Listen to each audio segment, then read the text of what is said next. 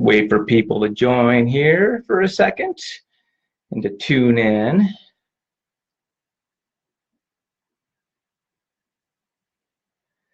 All right. Good afternoon, EndurElite family of FAST. Matt Mossman here, the Chief Endurance Officer over at EndurElite.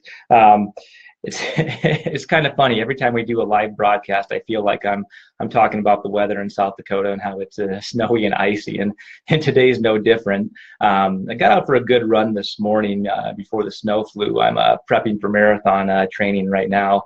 But anyways, literally about 30 minutes after I got done, the snow started to fly and just became like icy and slip as crap, which it's not necessarily a bad thing. I just got a pair of shoes from Icebug that I'm going to give a good whirl tomorrow and whatnot, and we'll see what happens. So today we're going to talk about marathon training a little bit. I'm going to tell you about my marathon training leading up to the Deadwood-Mickelson Trail Marathon, and basically how I plan on training, talk to you about my nutritional strategy for it, and answers any questions. And hopefully if any of you guys are training for like longer distance races or marathon training, you might be able to get some benefit out of it.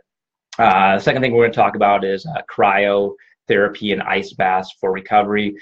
We did a video, this week on 2 recovery supplements that I would tend to avoid, and then ice bath and cryotherapy kind of got involved into the mix too.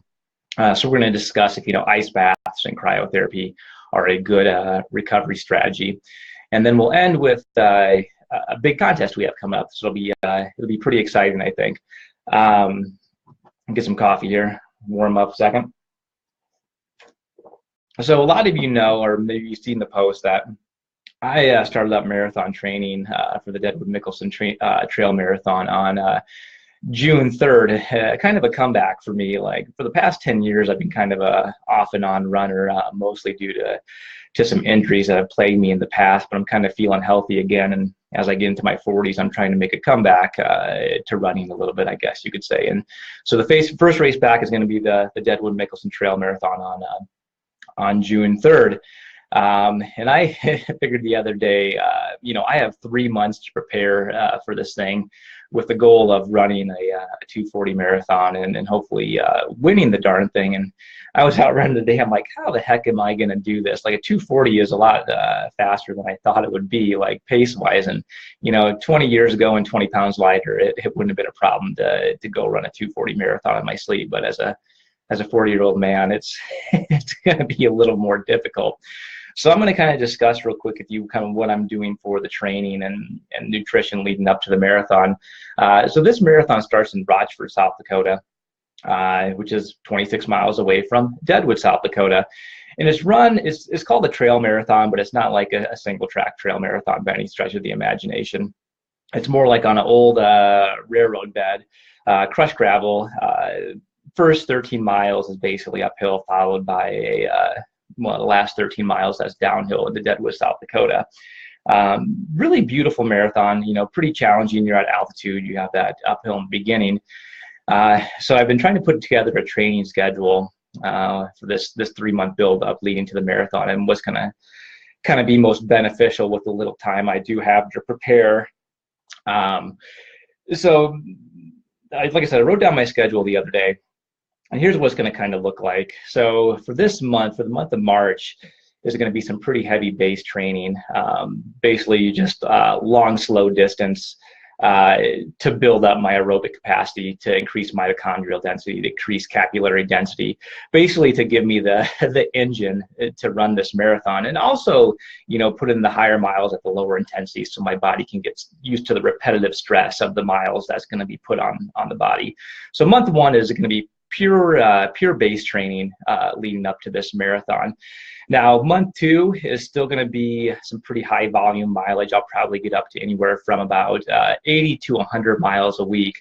And then I'll probably start incorporating some threshold work in there. Not necessarily like interval training or anything like that quite early. That's just a recipe for disaster. High mileage and really intense efforts like intervals, I'd end up overtrained, hurt, or burnt out. So second month, high volume, threshold pace, so going out for, an hour and a half.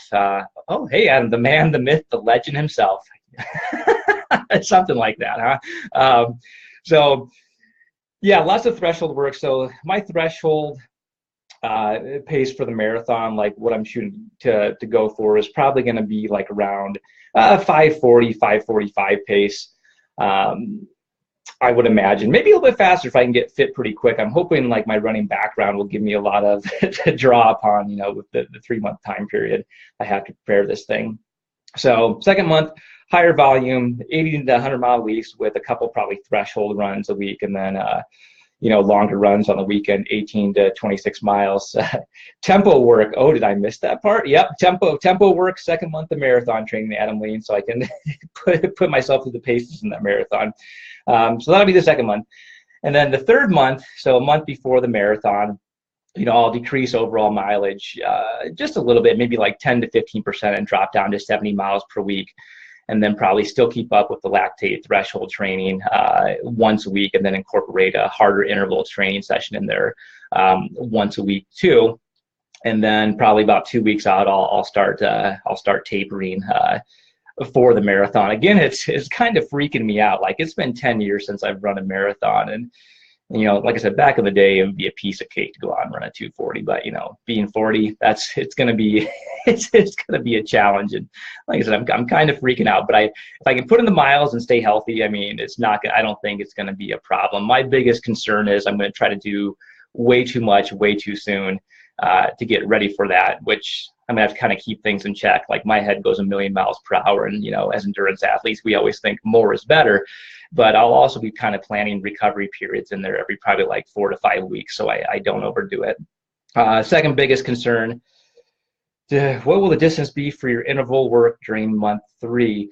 So like interval work will probably be anywhere from, I would say, like mile repeats or something like that, Adam. So I might go out, like for marathon specific training, for interval training, I might go out and run a 5 mile easy warm up, go over to the track, hop on the track, do like 8 by a mile at 5:30 pace with equal rest ratios, and then finish that up, and then go out for another 5 mile like easy pace, just so you're really simulating the marathon, like from easy to hard efforts and whatnot.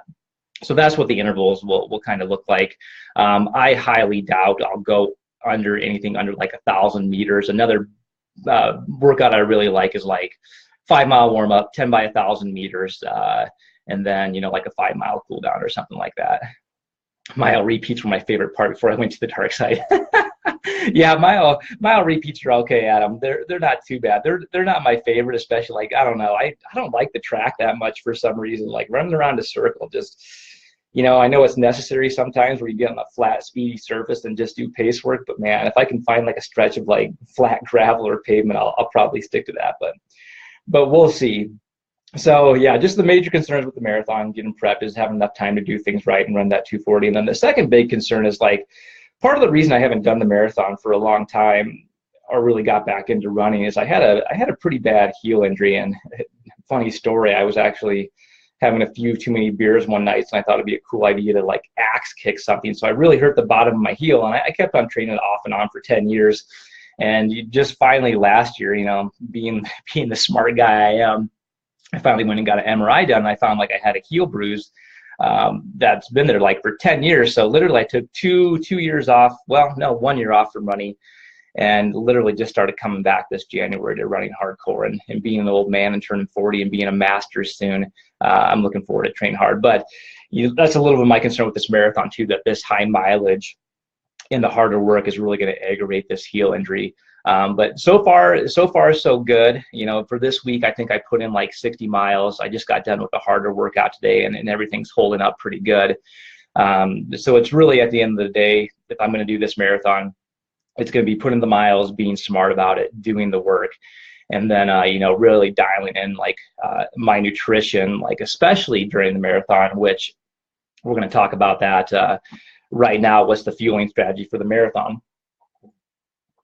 So on a day-to-day basis, leading up to this marathon, again, the high mileage and being able to bounce back as quick as I can in terms of restoring like muscle glycogen and letting my muscles recover is, probably anywhere from like 50 to 60% of my daily calories leading up to this marathon are going to be carbohydrates. And then probably about I would say, about 20-30% fat, depending on the training block. And then I'll always stick to about 20% protein leading up to the marathon for recovery. And this just seems to work best for me. A lot of people might say that's way too little protein for what you're doing, but over the years and over the miles and whatnot, this is kind of the strategy that has always worked best for me leading up to the marathon and training.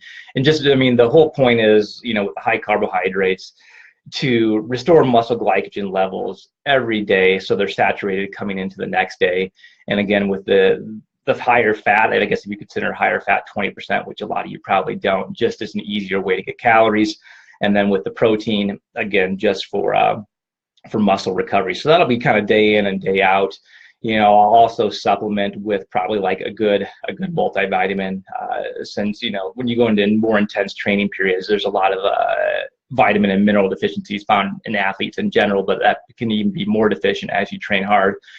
So I'll probably have that, I'll have a good protein powder. I'll probably do a good fish oil. I'll be taking the EndurElite Perform Elite before every run, and then as I go over probably like 1 hour runs, I'll be sipping on the EndurElite Sustain Elite. So again, that'll be the day in and day out. Marathon day is going to be a little bit tricky. It starts at, I think it starts at like 7 o'clock. So probably, 3 to 4 hours before the marathon, I'll probably wake up and eat a pretty heavy carbohydrate breakfast. Probably like 200 to 300 grams of carbs, get about 16 ounces of fluid in me.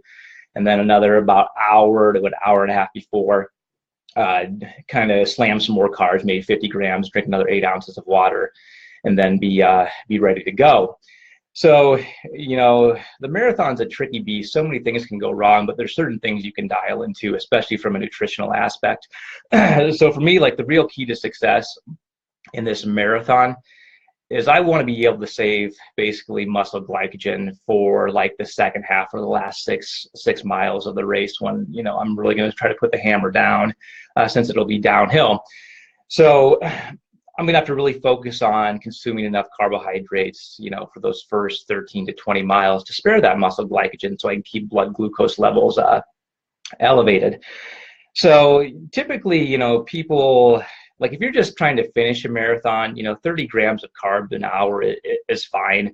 And you can get that from hydration, you can get that from gels, kind of pick your poison there. But, for me and really want to compete in this and, do well, I kind of have to figure out, like, I'll probably want to get up to like 60 grams of carbs an hour, because the gut can oxidize that or digest and absorb that amount of carbs. But, it really requires training the gut, which a lot of people don't know about. There's some cool research about training the gut coming out. Like some people can tolerate up to like 90 grams of carbs an hour. Like for that Nike project where they had those marathoners try to go under 2 hours, they were consuming up to 90 grams of carbs an hour. And like I said, that just keeps muscle glucose levels elevated.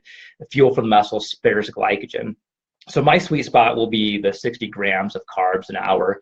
So a little bit tricky part to figure out if I'm going to carry water bottles with me or have them at aid stations and then try to drink every 15 minutes to get that 60 grams of carbs. Now, of course, I work for EndurElite. So I think what I'm going to do, just for the sake of ease, is I'll probably just do 20-ounce water bottles, stick 2 scoops of Sustain Elite in there, our sports drink, EndurElite Sustain Elite, and that'll give me the 60 grams of carbs an hour, plus BCAAs to help blunt muscle fatigue, some electrolytes, and some other beneficial aminos.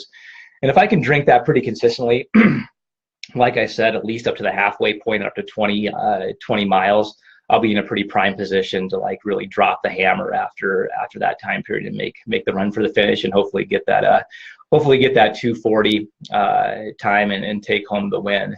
It'd be pretty exciting and whatnot, and I think a pretty good accomplishment after taking this break for the last 10 years. So that's a little bit about the marathon training I'm doing, and hopefully it may give you some little pointers to like what you can kind of focus on depending on how much time you have leading up to the marathon. But let's get to the second conversation point here. So this week I posted a video on 2 recovery supplements endurance athletes should avoid. And these were green tea extract and tart cherry. And why I said this is These two ingredients basically minimize the inflammatory response after exercise, whether you're, running, riding, lifting weights. And that's not necessarily always what we want to do. That could actually negatively impact adaptations to exercise. Like Adam, if you're still on here, there was a research study that showed taking like weightlifters who took tart cherry after exercise, actually compared to placebo, actually had minimized their adaptations to resistance training. So muscle strength, size, power, things of that nature. And the same thing goes with, endurance athletes too. I would avoid these two supplements, tart cherry and green tea extract. I mean, you want the body to go through the natural inflammatory process to get the most out of the adaptations from endurance exercise.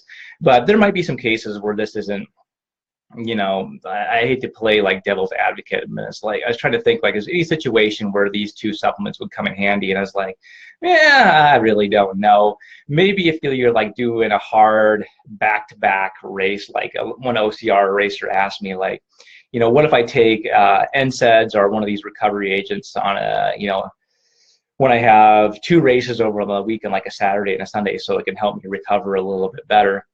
I was like, maybe in that circumstance I could see it, but those two ingredients on a daily basis I tend to avoid, again, because it's going to minimize your adaptations to exercise. But anyways, to make a long story short, what eventually came up is, what about ice baths and what about cryotherapy?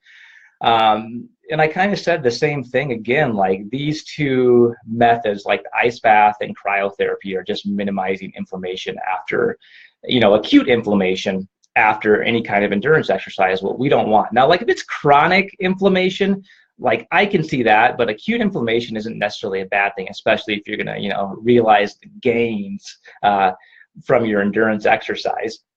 So again, I would tend to avoid them, or if you feel like you really need them, I mean, maybe just do it like once a week. And, I even have a hard time recommending that because the research really isn't there, like showing ice baths and cryotherapy to be beneficial, if from a recovery standpoint. Even like I think one person mentioned, like, I'm going to keep on doing ice baths and cryotherapy because it helps me from getting injured. And that's great and all. Like, I'm never going to tell anybody to stop anything that they think works for them or they have good luck with. But, I'm not really familiar with any research at all showing like ice baths or cryotherapy help prevent injuries. I'm going to look it up. Like, I'm not 100% certain that there isn't a research study out there, but what I'm familiar with, I don't think there is. So again, I would avoid those recovery agents. I'd probably in general avoid ice baths and cryotherapy unless you it feels like it really helps you, but maybe try to cut down on it a little bit. And then maybe use them if you have back-to-back race days and you feel like you need to recover a little bit quicker for that. So that is the whole cryo ice bath discussion we had. It got some pretty good conversation going on there with some people who totally agreed with me and some people who are just, not on board with it. But again, that's fine. Just with like supplements, I'm never going to tell you like what you're doing is absolutely wrong. If you like it and you feel like it works for you, who am I to say to stop doing something? So any questions so far when I take a sip of this delicious Bell Lap coffee? Good stuff if you haven't checked it out, Bell Lap coffee. Okay, no questions. So let's move on to the last topic for today, and then I'm going to get going here. Pretty soon we're going to have a pretty big giveaway contest coming up that's going to involve giving away a container of Perform Elite, a container of Sustain Elite, an Endure Elite water bottle, Endure Elite Casualty, Endure Elite Technical Tea. And this name of this contest is going to be called Where I Live and Train. And kind of what all spurred this is a few days ago, I got this idea to shoot a video of Spearfish, South Dakota, where I live and train. So I hopped on my bike, I kind of described, why I love living and training in Spearfish, South Dakota, from, the awesome people to the awesome gravel riding to the awesome trail running to the awesome mountain biking, which you probably think like South Dakota, that doesn't have that. It most certainly does. But anyways, this has got me to thinking, I want to know, when I post this video, I'll post more of the contest rules, but I really want to know where you guys live and trade and what makes it it's a great place. So when I post the Spearfish video where I live and train, I'm going to invite the Endure Elite family of Fast to post, a video or a video collage of where they live and train, and we'll do it for about a month. And then at the end of the month, my partner and I, Jordan Joy, will pick the best submission. And then you'll get a lot of cool EndurElite swag. It will be awesome. So if you have a GoPro, iPhone, whatever kind of device you want to use, take that videos and photos. Just be on the lookout for the video I shot to be dropping in about 1 to 2 weeks, depending on when I get a computer that I can actually do some video editing on. And then, like I said, we'll get that video up. We'll post the contest rules, and I'll really look forward to your submissions. So unless there's any other questions, I'm going to get rolling for today. I'm going to wait about 10 to 15 seconds, and if there's nothing, I'm going to go back to drinking my coffee.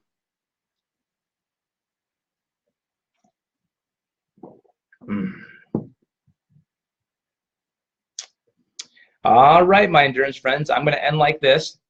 If you want some really awesome video content, if you want to see my training leading up to the marathon, if you just want to get good content on anything endurance related, training, nutrition, and supplementation, I highly encourage you to check out the EndurElite YouTube channel. That's where all the previous videos are.